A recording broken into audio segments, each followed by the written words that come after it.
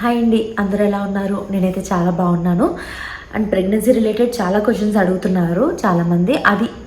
ఆ question and దానికి నేను ఇచ్చే ఆన్సర్స్ అనేవి నేను ఈ వీడియో లాస్ట్ అయితే నేను చెప్తాను.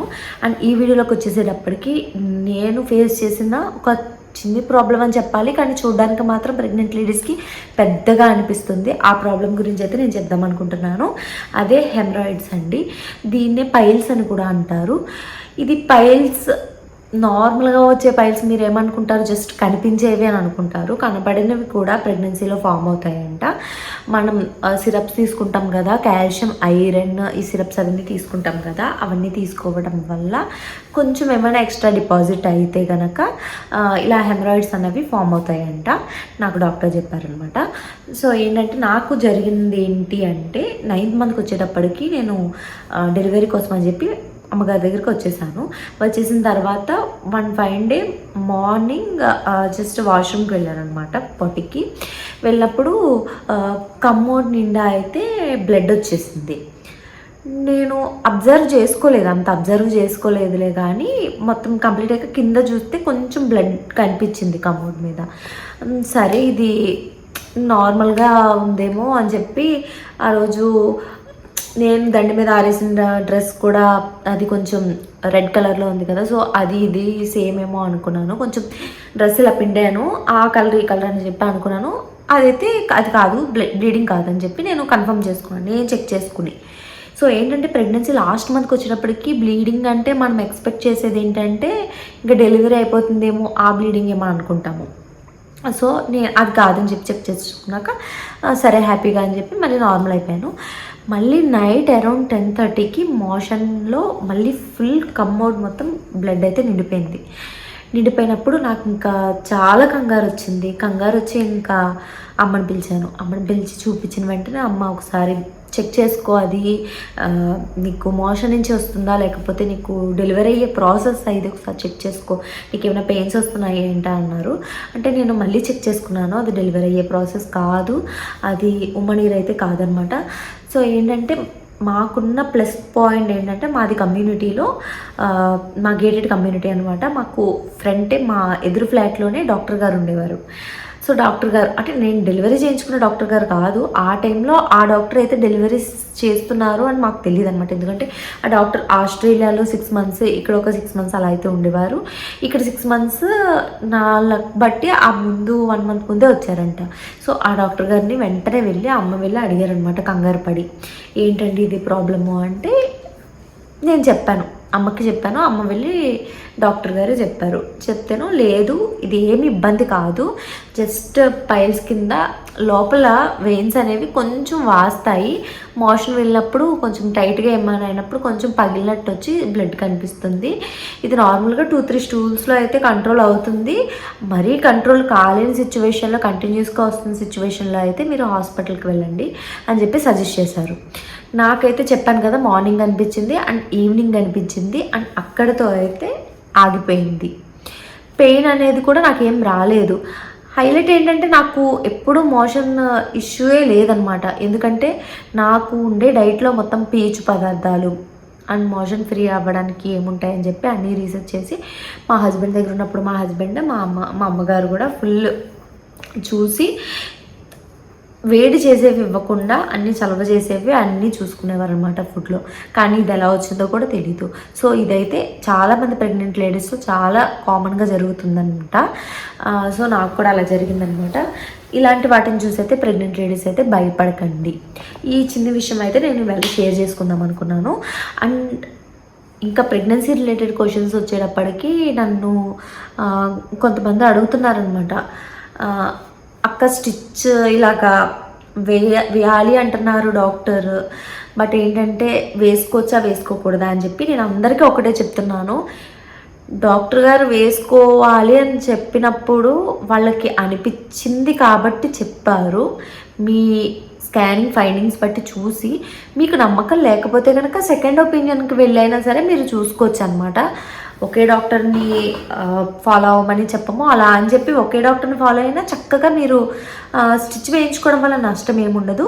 అని చాలామంది మళ్ళీ మళ్ళీ అడుగుతున్నారు, మత్తు ఇస్తారా స్టిచ్ వేసేటప్పుడు అని చెప్పి. స్టిచ్ వేసేటప్పుడు మత్తు అయితే పక్కా ఇస్తారండి, బట్ తీసేటప్పుడు మాత్రం ఇవ్వరు.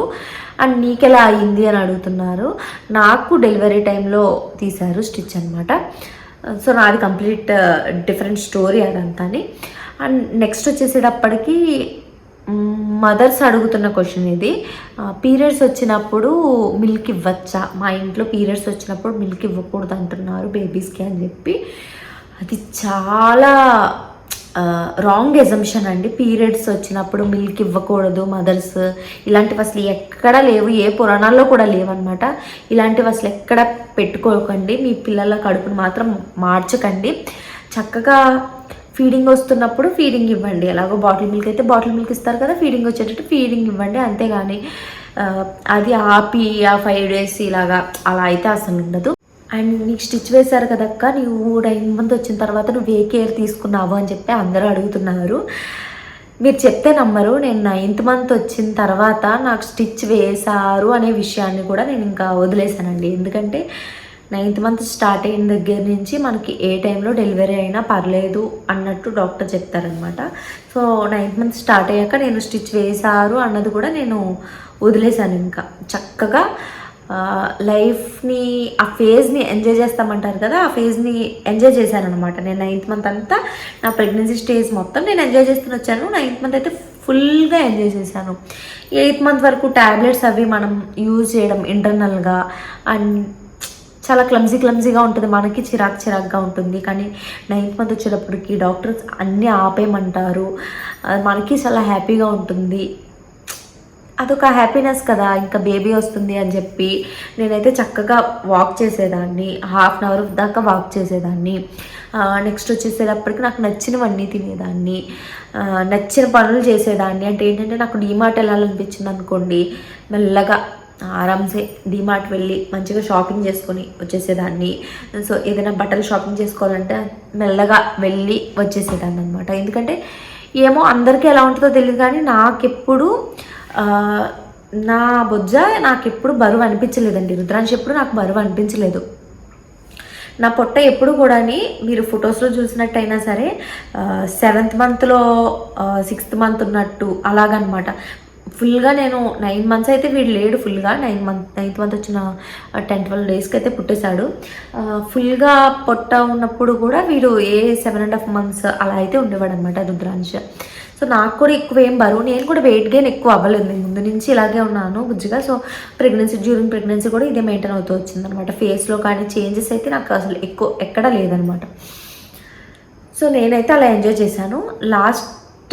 అండ్ ఇంకో క్వశ్చన్ అడుగుతున్నారు చాలామంది, ఎప్పుడు ఏ వీక్లో స్టిచ్ రిమూవ్ చేస్తారని చెప్పి. నాకు డాక్టర్ పర్సనల్గా చెప్పింది ఏంటంటే 36 weeks తర్వాత అయితే స్టిచ్ రిమూవ్ చేస్తామన్నారు. నాకు 35 weeks 4 daysకి డెలివరీ అయింది. సో డెలివరీ టైంలో అయితే స్టిచ్ రిమూవ్ చేశారు. అండ్ ప్రెగ్నెన్సీలో బేబీ కదలకపోతే కదలికలు తెలియడానికి ఏం చేయాలి అని చెప్పి అడుగుతున్నారు. 1 లెఫ్ట్ సైడ్ తిరిగి పడుకోండి. 2 ఏదైనా మీకు నచ్చింది తినండి. 3 స్వీట్ తింటే అయితే చాలా మంచిది, కదులుతున్నప్పుడు కదలికలు చాలా ఫాస్ట్గా ఉంటాయంట. 4 హాట్ వాటర్ తాగండి. 5 ఇటు నుంచి అటు అటు నుంచి ఇటు ఒక 4-5 times అయినా మెల్లగా నడవండి. స్టిచ్ వేసిన వాళ్ళు అయితే మెల్లగా నడవండి, స్టిచ్ వేయలేని వాళ్ళు అయితే కొంచెం నార్మల్గా అయితే నడవచ్చు అనమాట. సో వీటిలో ఏదైనా సరే మనకు మూమెంట్స్ తెలుస్తుంది. తెలియని టైంలో వెంటనే డాక్టర్కి కాల్ చేయండి, లేకపోతే డాక్టర్ దగ్గరికి అయితే మీరు వెళ్ళిపోండి.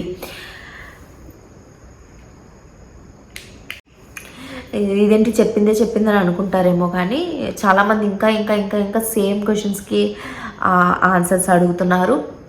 సో ఏంటంటే మీరు నా ప్రెగ్నెన్సీ ప్లేలిస్ట్ అంతా ఒక దాంట్లో పెట్టేశాను. మీకు ఏమైనా డౌట్స్ ఉంటే ఒకసారి ఆ వీడియోస్లోకి వెళ్ళండి. అదర్వైజ్ ఏంటంటే ఈ వీడియోకి కింద మీరు ఏదైనా క్వశ్చన్ చేయాలనుకుంటే క్వశ్చన్ చేయండి. నేను దానికి రిలేటెడ్గా ఒక కంప్లీట్ Q&A వీడియో అయితే చేస్తాను, దానికి ఆన్సర్ అయితే అక్కడ ఇస్తాను. ఎందుకంటే ప్రతి వీడియోకి ప్రతి కామెంట్కి రిప్లై ఇవ్వడం అంటే కొంచెం కష్టంగా ఉంటుంది. రిప్లై అయితే నేను ఇస్తాను, బట్ ఏదో ఒకటి మిస్ అయినట్టే కదా. సో దానికోసం అయితే నేను కంప్లీట్ వీడియో అయితే నేను మళ్ళీ చేస్తాను. ఇక్కడ దాకా అయితే ఈ వీడియో అండి. ఈ వీడియోకి వచ్చిన కామెంట్స్ చూసి నేను వాటి ఆన్సర్స్ నేను నెక్స్ట్ ఫర్దర్ వీడియోస్లో అయితే నేను Q&A కింద చేసి నేను రిలీజ్ చేస్తాను. ఎందుకంటే దాన్ని బట్టి చాలామంది ఆ క్వశ్చన్ అండ్ ఆన్సర్స్ చూసి కొన్ని ఆన్సర్స్ వాళ్ళకు కూడా దొరుకుతాయి కాబట్టి. అండ్ నా వీడియోస్ కనుక మీకు నచ్చినట్టయితే please do like, share and subscribe and పక్కనే ఉన్న బెల్ ఐకాన్ క్లిక్ చేసేయండి. అండ్ నెక్స్ట్ టైం నుంచి నా వీడియో నోటిఫికేషన్స్ అయితే మీ మొబైల్కి వచ్చేస్తుంది. అప్పటి వరకు బాయ్.